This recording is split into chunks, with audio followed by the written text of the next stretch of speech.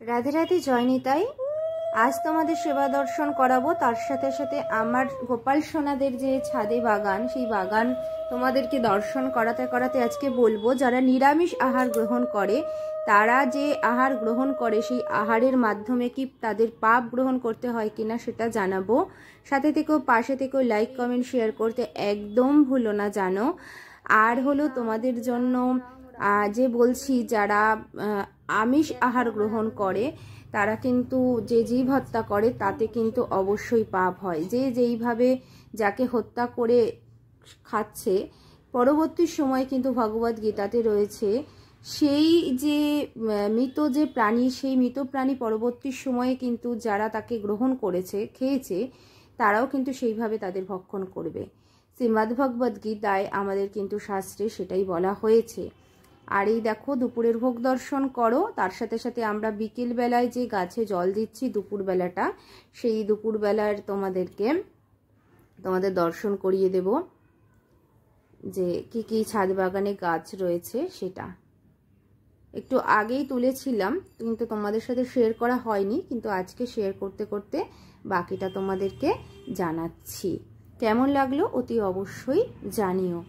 আর ভোগ দর্শনে বাড়ে সৌভাগ্য, তাই তোমরা সকলে ভোগ দর্শন করো এবং ভগবানকে সাত্বিক ভোগ লাগিয়ে প্রসাদ গ্রহণ করো। কারণ আমরা মনে করছি আমরা কিন্তু খুব আনন্দে আছি, ভালো আছি, আমরা কিন্তু একদমই ভালো নেই। কারণ কিন্তু আমরা এই জড়জগতিক বন্ধনে অর্থাৎ কারাগারে আবদ্ধ হয়ে রয়েছি। এই কারাগার থেকে আমাদের নিষ্কৃতি পেতে হলে আমাদের ভগবানের শ্রীচরণ অবশ্যই ধরতে হবে। আরে মগে করে দে মা, মুখটা দে।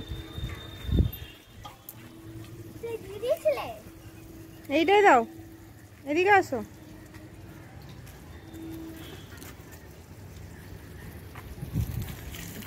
গোড়ায় দাও।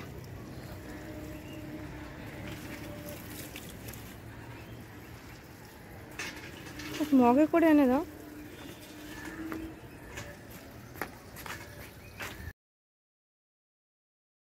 আমার সোনামা গাছে জল দিচ্ছে।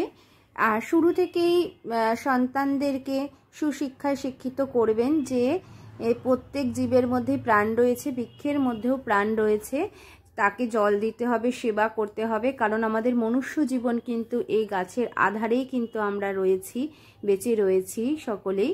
তাই বৃক্ষ যদি হারিয়ে যায় তাহলে কিন্তু পৃথিবী থেকে সব কিছুই নিশ্চিহ্ন হয়ে যাবে, সবই হারিয়ে যাবে, প্রাণও হারিয়ে যাবে। তাই গাছ, যেহেতু আমাদের মাটি কম চারিদিকে, বাড়িতে সবারই সীমিত জায়গা, তাই কিছু কিছু গাছ আমাদের ছাদে সকলেরই লাগানো উচিত আমি মনে করি। কারণ প্রকৃতি থেকে শুধু নিলেই হয় না, প্রকৃতিকে কিছু ফিরিয়েও দিতে হয়।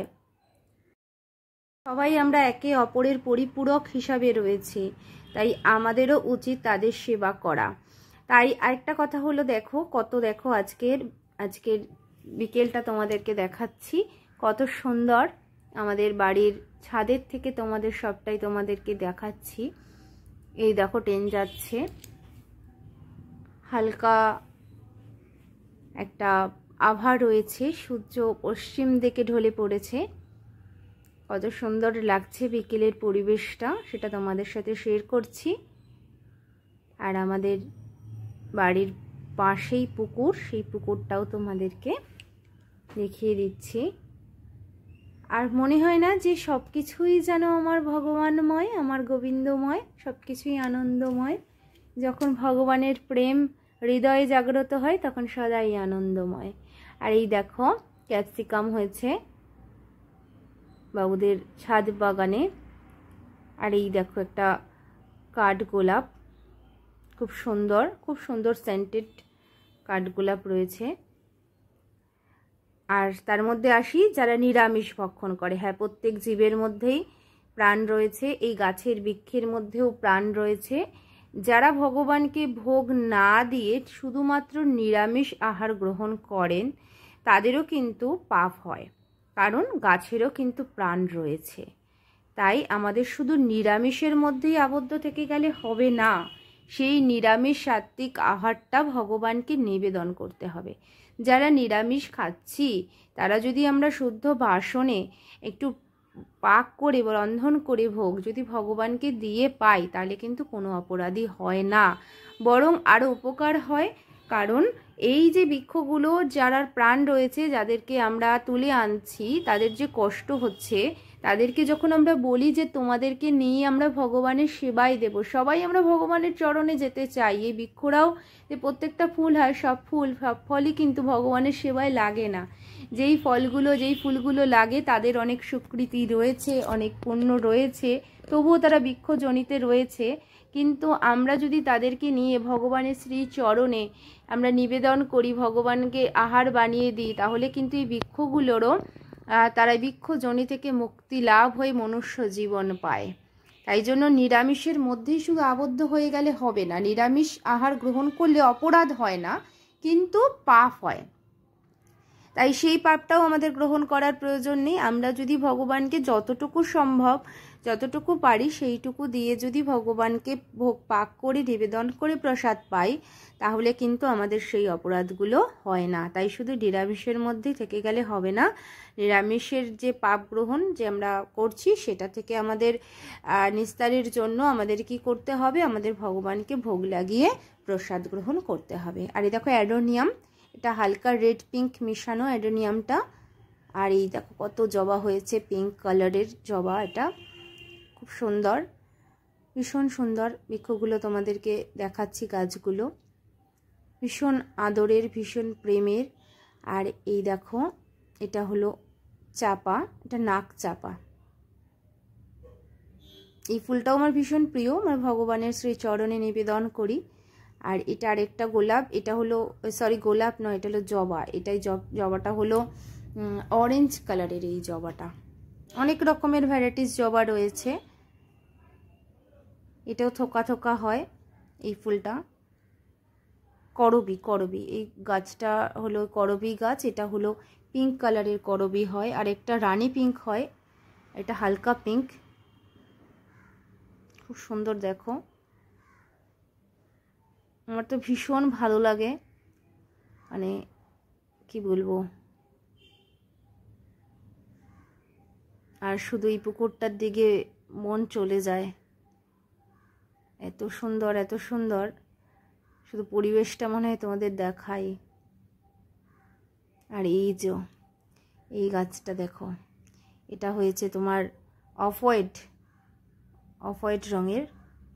আর এইটা হলো ডালিয়া, বড় ডালিয়া, খুব সুন্দর ডালিয়া। ভগবানের শ্রী চরণে নিবেদন করেছি, অনেকগুলো হয়েছিল, তো সবটা তো আর নেওয়া সম্ভব নয়। তাই এই দুটো তুলে রেখেছিলাম আগে, কম বেশি শেয়ার করেছি তোমাদের সাথে, তারপরেও এটার সাথে শেয়ার করলাম।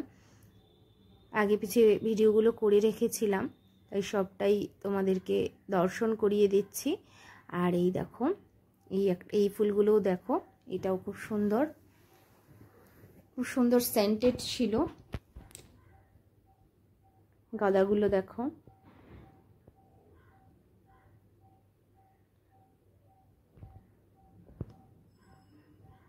অনেক গাঁদা হয়েছিল। এটি গাঁদাটা প্রচুর বড় হয়েছিল। এই গাঁদাগুলো সমস্তটাই ভগবানের শ্রী চরণে নিবেদন করা হয়েছে। এই চন্দ্রমল্লিকাটা দেখো কত সুন্দর, ভীষণই সুন্দর। আর একটা হালকা গন্ধ রয়েছে এই চন্দ্রমল্লিকাটা থেকে। এই চন্দ্রমল্লিকাটা গন্ধ নেই, কিন্তু অনেক হয় এই চন্দ্রমল্লিকাটা। এই গাছটা আমার অনেক পুরানো, অনেক দিন আগেকার গাছ। এই গাছটার নাম আমি জানি না, ভুলে গিয়েছি। এই ফুলটাও খুব সুন্দর, ভালো লেগেছে তাই নিয়ে এসেছি। কেউ জেনে থাকলে জানিও, আমি ভুলে গেছি, আমার মনে নেই। আর এখানে দেখো ছোট্ট ছোট্ট অনেক হাজারি গোলাপ অনেক হয়েছিল, তো একটা পোকা এসে সমস্ত মানে ফুলগুলোকে, কুড়িগুলোকে খেয়ে নিয়েছে। এখানে অল্প কিছু হয়েছে হাজারি গোলাপ, বাকিগুলো নষ্ট করে দিয়েছে। আর এখানে অনেক দেখো গোলাপগুলো।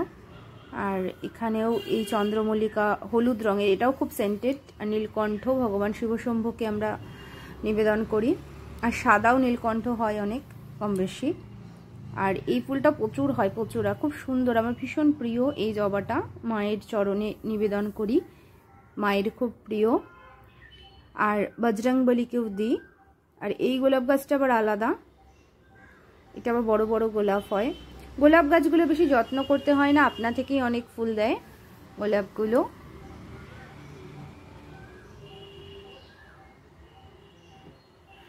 রাধে রাধে, জয় নিতাই, সবাই ভালো থেকো।